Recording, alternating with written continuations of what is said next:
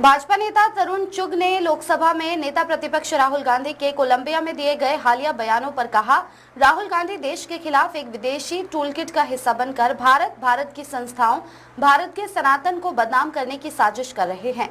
पूरे देश में खुशी का माहौल है। प्रधानमंत्री मोदी ने 55 नए शिक्षण संस्थान खोलने का फैसला किया, महंगाई भत्ता बढ़ाया। ऐसे समय में देश जश्न मना रहा है और राहुल गांधी एक योजना के तहत भारत को बदनाम करने की साजिश कर रहे हैं। पता नहीं राहुल गांधी और कांग्रेस को देश की तरक्की से जलन क्यों होती है। राहुल गांधी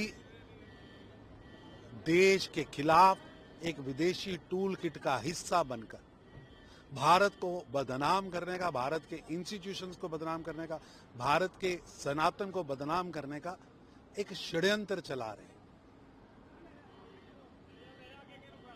पूरे देश के अंदर खुशी का वातावरण है। प्रधानमंत्री मोदी जी ने 55 नए शैक्षणिक इंस्टीट्यूट खोलने का फैसला किया।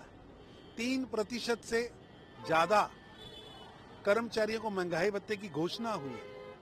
सभी किसानों के लिए खुशी की खबर आई है कि एमएसपी रबी की फसल पर बढ़ाई गई है। ऐसे समय में देश खुशियां मना रहा है। जीएसटी पर रिबेट मिली है, उससे पहले 12,75,000 इनकम टैक्स पर फ्री किया गया था। ऐसी खुशी के वातावरण में राहुल गांधी एक योजना के तहत भारत को बदनाम करने का षड्यंत्र रच रहे हैं। और पता नहीं क्यों देश की तरक्की से कांग्रेस और राहुल गांधी क्यों जलते हैं।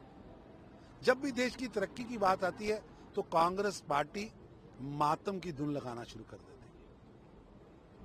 और उस मातम की धुन पर राहुल गांधी नागिन डांस कर रहे हैं। दुर्भाग्यपूर्ण है।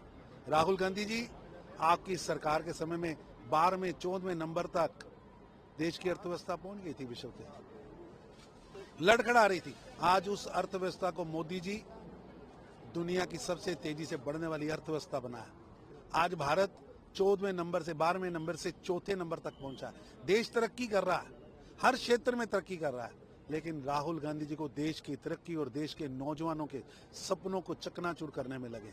देश की जेन जी ने फैसला किया है विकसित भारत का, आत्मनिर्भर भारत का। राहुल गांधी जी, भारत और भारत की तरक्की को और तरक्की की रफ्तार को कोई रोक नहीं सकता, जितना मर्जी नागिन डांस कर ले।